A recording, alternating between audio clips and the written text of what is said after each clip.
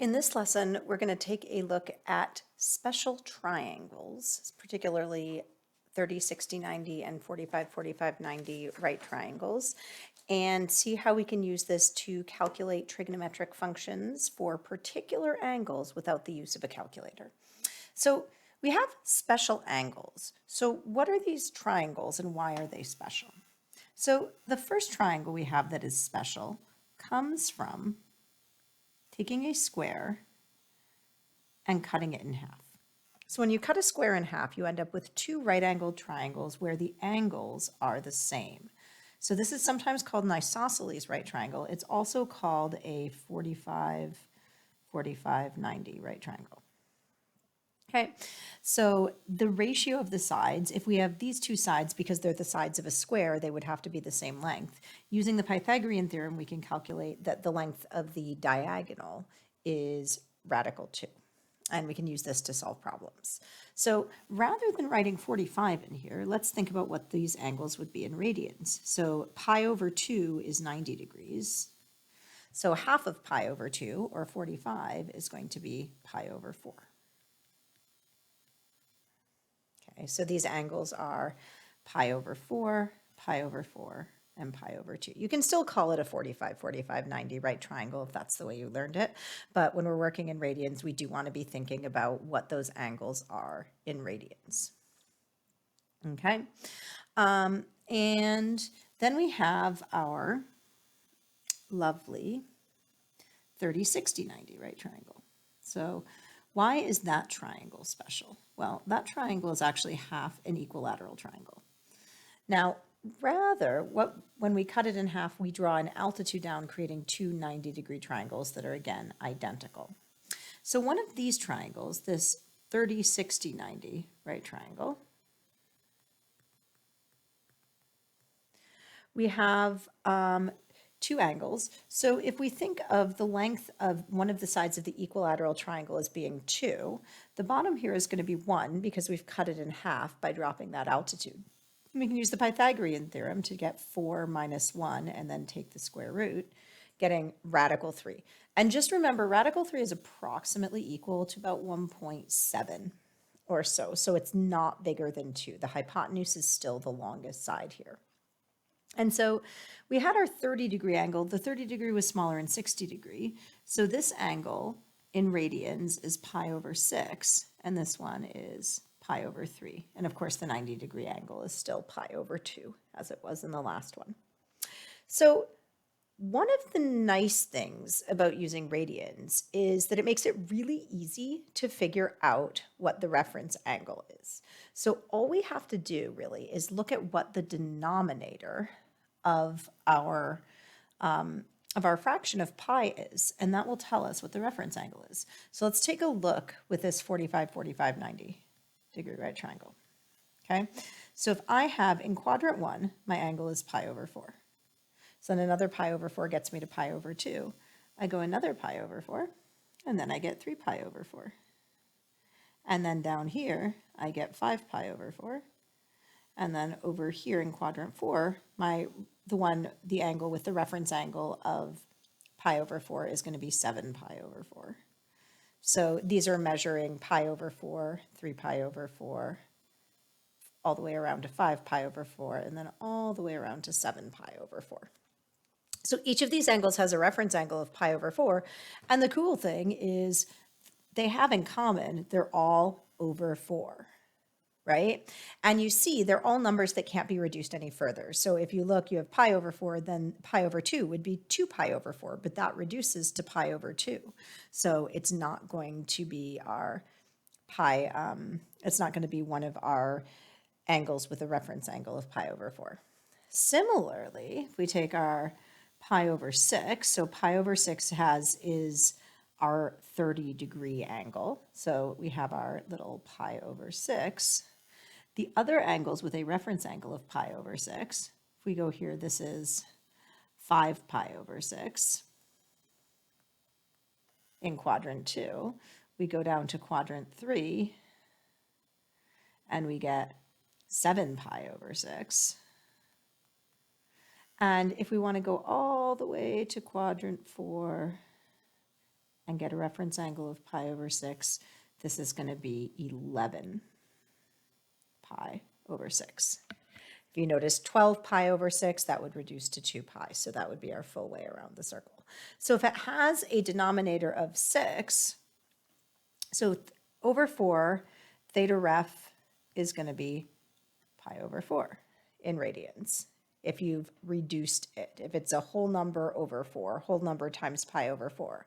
Whole number times pi over 6, we get theta ref is going to be pi over 6. And you guessed it, if we do the same thing with our pi over 3 or our 60-degree angle, well, if we have pi over 3 here, this one is going to be, right here, is going to be 2 pi over 3. To quadrant 3, we're going to get 4 pi over 3. 3 pi over 3 was just pi. And then if we go all the way to quadrant 4, we wind up with 5 pi over 3. And 6 pi over 3 would be 2 pi. So the nice thing is theta, if we have something over 3, theta ref is going to be pi over 3. So you might say, oh, well, what if we had like, I don't know, something like 4 pi over 6? Well, 4 pi over 6 reduces to 2 pi over 3, so that would be pi over 3, but in the second quadrant. So it will always, you have to reduce the fraction, but if you reduce the fraction and the denominator is a 4, 6, or a 3, it's going to be one of those angles, and the denominator will tell you which one. And I personally think, as we often have a lot to memorize, that can be kind of nice. So thank you, radians, for making things a lot easier to work out, so I don't have to do subtraction to figure out what my reference angle is. Okay, so what we're going to do is we are going to do an example. And for example 1, we are going to find, okay, all trig and reciprocal trig ratios for theta, which is going to be 3 pi over 4. Okay, so first thing, let's draw them in. So 3 pi over 4, the denominator is 4, and I can't reduce it any further. So that means it is going to be have a reference angle of pi over 4. So we have 0, we have pi. I know 3 pi, this is pi over 2. So 3 pi over 4, it's 3/4 of pi, so it's going to be between half pi and all of pi, so it's going to be in quadrant 2. So this is my 3 pi over 4, and my reference angle is pi over 4. Now I'm going to sketch in the triangle. So I have my pi over 4, pi over 4, pi over 2, or my 45, 45, 90 right triangle. Then I can label, I've got sides of 1, 1, and root 2. And so once I know those side lengths, I can use those to compute my trig ratios. The one thing I'm going to do, I know technically sides can't be of length -1, but I am going to write a little minus next to this one because I know that we're going in the negative x direction. So the radius is always positive, our r, which is the hypotenuse of our right triangle, but we're thinking of that y and x as being able to be positive or negative based on what quadrant it's in. So quadrant 2, x is negative, y is positive. So I'm going to write that in, even though technically the length of the side is not correct. So now I'm going to find my trigonometric ratios. So sine theta is going to be a positive 1 over root 2. If we rationalize the denominator, that's going to be root 2 over 2. Okay, and sometimes you might find when you're working backwards, you want to unrationalize the denominator so it looks like you want it to. And we'll look at that in a couple of minutes. So now we have cosine theta. This time it's going to be negative 1 over root 2. So only thing that's changing is the negative, so we can just go ahead and rationalize that denominator as we're doing it. So it's negative root 2 over 2. And tan theta is going to be sine over cosine, or y over x, which is 1 over -1. And just reminding that what your trig ratios are, we have sine equals y over x, cosine equals, sorry, sine is not equal to y over x. Sine equals y over r. Cosine equals x over r. And tan equals y over x. So cosecant is the reciprocal of sine, so it's r over y. Secant is the reciprocal of cosine, so it's r over x. And cotangent is the reciprocal of tan, so it's x over y. And no, I'm not going nuts here. This really is cosecant does go with sine and cosine does go with secant, so you have to keep those straight. Okay, so I'm going to go back to cosecant, that's r over y. So cosecant of theta is going to be -1. Sorry, it's going to be radical 2 over +1, so that's just radical 2.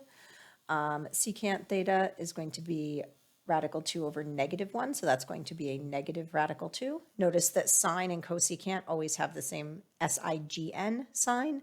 Cosine and secant always have the same SIGN sign. And tan and cotan will as well, because they're using the same numbers in their quotients. This is going to be tan is -1, and cotan, well, -1 over 1 is still going to be -1. So those are the same. And so now we found all of our trig ratios.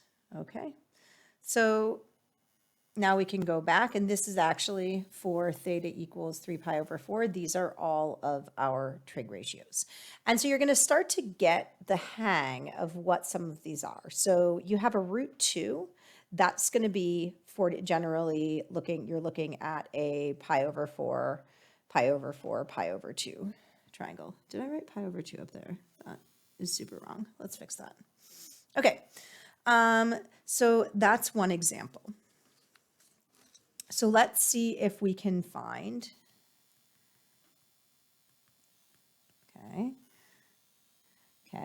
calculate sine of 10 pi over 3 without using a calculator.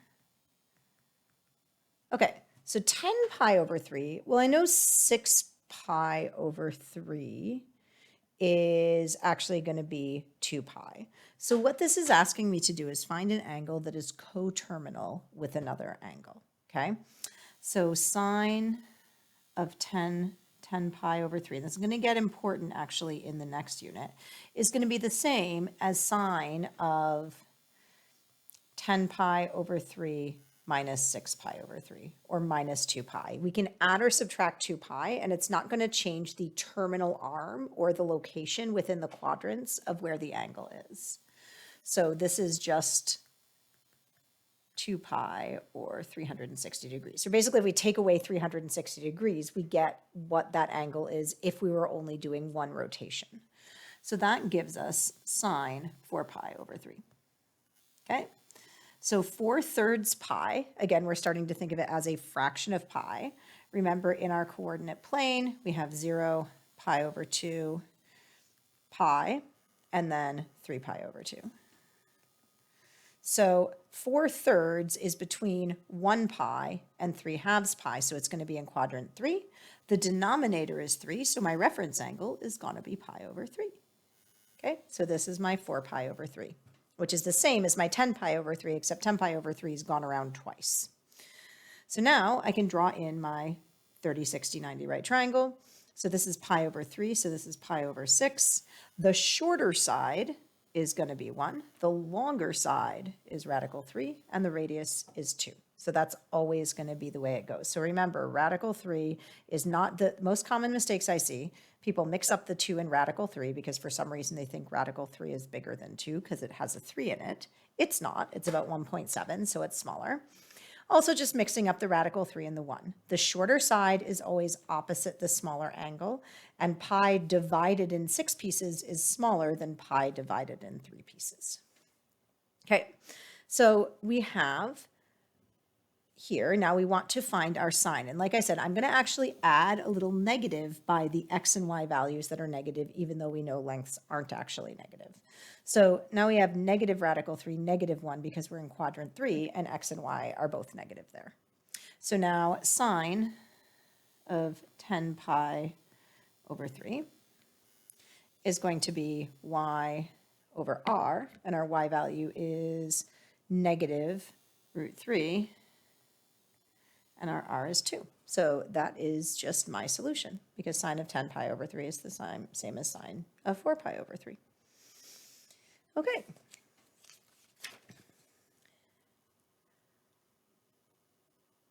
So now we're going to look at one that's perhaps a little bit more interesting. Okay, so one of the things when we're doing, these are not technically special triangles, but we want to look at what are the sine, cosine, and tangent of our axis angles. Okay, so we're not going to look at the reciprocal trig functions just yet. We're just going to look at the regular trig functions, but you should be able to work out what the reciprocal trig functions are based on what you have. It's the reciprocal of whatever you get, so 1 over whatever you get for your regular trig functions. So here we have our 0 to pi. Okay, so when we're looking at, let's think about having a radius out here. So when we're looking at our r, okay, let's make that radius 1. It doesn't really matter what it was because the x and y are going to depend on it. So for this one, we have 1, 0. So our x is 1 and our y is 0. So here we have sine equal y over r, which is 0. Cosine is 1. And tangent is y over x, which is going to be 0. At pi over 2, up here, we have our sine is y, right? So this at this here, if we take our thing and we make a radius of 1 up here, we have 0, 1. So we have x is 0, y is 1. So our sine is going to be 1 over 1, which is 1. Cosine is going to be 0. And our tan is going to be 1 over 0. Well, we've spent a long time in a lot of different contexts looking at how that don't work. So our tan here is undefined. So the tangent just keeps getting bigger and bigger and bigger as your kind of point traces up towards 90 degrees or pi over 2, and the tangent at pi over 2 is undefined. Okay, and as we can see when we go into graphing these functions, this is going to be a vertical asymptote in the graph of y equals tan x. So let's continue on into quadrant 3. We'll look at pi. What's happening at pi? Well, here we have negative 1, 0. So it's really similar to what's happening at 0. We have sine is 0. Cosine is going to be negative 1 this time. And tan is again going to be 0. Okay? And down here, we have our 3 pi over 2. And it's going to be similar to what happens with pi. It's going to be kind of the reverse of what's happening at pi over 2. So we get sine. We got our point here would be 0, negative 1. So sine is going to be negative 1. Cosine is going to be 0. And tan is going to again be undefined because we can't have that 0x in the denominator. So now when we look here, we're going to be able to see there's a bit of a pattern. So you notice that cosine goes with what x is doing and sine goes with what y is doing. So if the y is 0, sine is 0, tan is 0, cosine is 1. If cosine will be 1 or negative 1 if you're in the negative x direction. So cosine goes with x. I'm just going to do cosine theta is associated with our x coordinate. So if you're not sure what a cosine is doing, think about what the x coordinate is doing there. And sine theta is going to be associated with your y coordinate. And in fact, if you have an angle that has a radius where the radius is 1, you're always going to have the x coordinate is just going to be sine theta if you have angle theta here. And the y coordinate is just going to be cos theta. Sorry, the y coordinate will be, I drew it right, I said it wrong. Y coordinate will be sine theta, go with sine theta, and the x coordinate of that point will be cosine theta. Okay, that's pretty cool. And actually, we then can end up defining a whole new coordinate system called polar coordinates. Stay tuned. If that sounds interesting, consider taking AP Calculus next year. Okay, so let's take a look at one more kind of example of a problem. And these are probably the hardest problems that you're going to encounter. Okay, so example 3, we have, okay, for what theta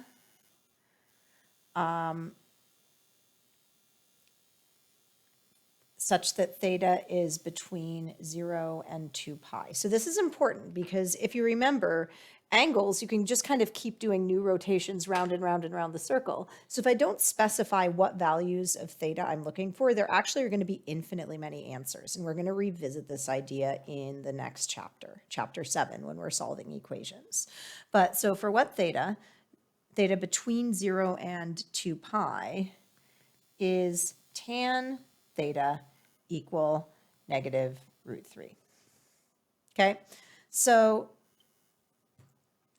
here's where we have to kind of start to just group things. So on page 267 in your book, I believe at least it's still page 267. If it's changed, we will update it with the correct page number. But on page 267, we have lots and lots of just what are all the trig and reciprocal trig functions for all of my special angles from 0 to 2 pi.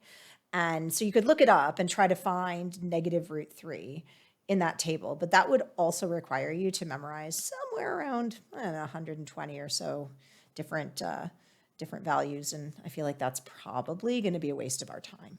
So rather than that, what we're going to do is we're going to look at a few different things. Memorize, I'm going to go with probably no. That wouldn't be my recommendation. So rather than memorizing, what can we do?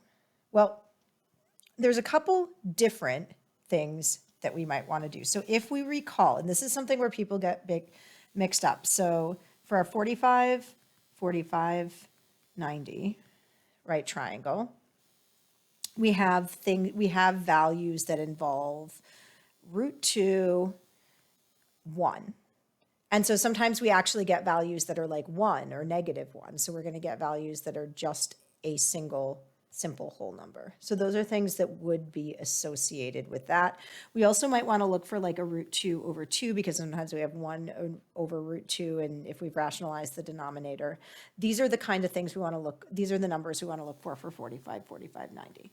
For 30, 60, 90, we want to be looking for 1 root 3 and 2. So things like 1/2, 2 over root 3. 2 root 3 over 3 would be what happened to it if it got rationalized. Combination 2 over 1, 1 over root 3, root 3 over 2. Those kind of things are going to be what you're looking for with a 30, 60, 90 right triangle. And for our axis angles, which are like 0, 90, 180, and 270 and 360, the ones that come out on the axis, you're really looking at combinations of 0, 1, and undefined. That's essentially what you're going to be seeing when you have axis angles, if it's just zeros, ones. So the only thing that can be confusing is the ones on the axis angles are going to be for sine and cos, whereas the ones in 45, 45, 90 are going to be for tan and cotan. So that's the only little bit of a specification, because you're only going to get those ones when you're doing those two equal sides over each other. Otherwise, if it's a sine or a cosine or a secant or a cosecant, there's going to be a radical 2 involved in some way. Okay, so I see a radical 3. So I know we're probably looking at some kind of 30, 60, 90 right triangle. And so what I want to do is I want to think first. So I know that tan is negative. So I'm going to draw my coordinate plane. So I know we have a 30, 60, 90, or a pi over, this one is pi over 6, pi over 3, and pi over 2. Okay, so I have to figure out what we've got here. So I know that we have tan theta equals negative radical 3. So the first thing, I notice that tan is negative. Tan is equal to y over x. So the only way that tan can be negative is if y is negative, x is negative, but not both. So that means I know we're going to be either in quadrant 2 or in quadrant 4, where one of the two, y or x, is going to be negative. So now I know tan is negative radical 3. So the way we can get that negative radical 3 is that, and I'm just going to look now at the reference angle. I'm not going to worry about the negative because we know what quadrant we have to draw the reference angle in. So the way that we can get that using a 1 root 3 and 2 is we can get root 3 over 1. That's the only way we can get root 3. 1 over root 3 would be something different. That would be root 3 over 3. So I've got root 3 over 1. And then I am going to now say, okay, so if my y is root 3, so I'm going to sketch that in. My y is going to be root 3. That's the longer side. I've got root 3 is my y. And 1 is going to be my x. Then I can see that the angle that's right here in that pocket between the x-axis is going to be my longer of my two angles. So that's going to be pi over 3. Okay? So my theta ref is pi over 3. So now all I have to do is figure out, if this is pi over 3, what two angles have a reference angle of pi over 3, one in quadrant 2 and one in quadrant 4. So if I do pi minus pi over 3, so if I'm going to my quadrant 2 angle, I start with pi as my axis, so pi take away pi over 3 is going to be 2 pi over 3. And then if I'm starting here with my 2 pi, better start with 2 pi than 0. I'm going to take away pi over 3. That's 6 pi over 3 minus pi over 3, and that gives me 5 pi over 3. Eventually, by the end of this unit, you might just have memorized that quadrant 1 is pi over 3, quadrant 2 is 2 pi over 3, quadrant 3 is 4 pi over 3, and quadrant 4 is 5 pi over 3. That's the way I do it, but it may take you some time. So this was my quadrant 2 answer, and this was my quadrant 4 answer. And that will give me all of those. So today in class, the first thing I'm going to do is I'm going to let you test me and see. You can ask me any of these in the chart, and I will tell you both angles that they come up with without a reference and without drawing a picture. So that should be hopefully pretty fun.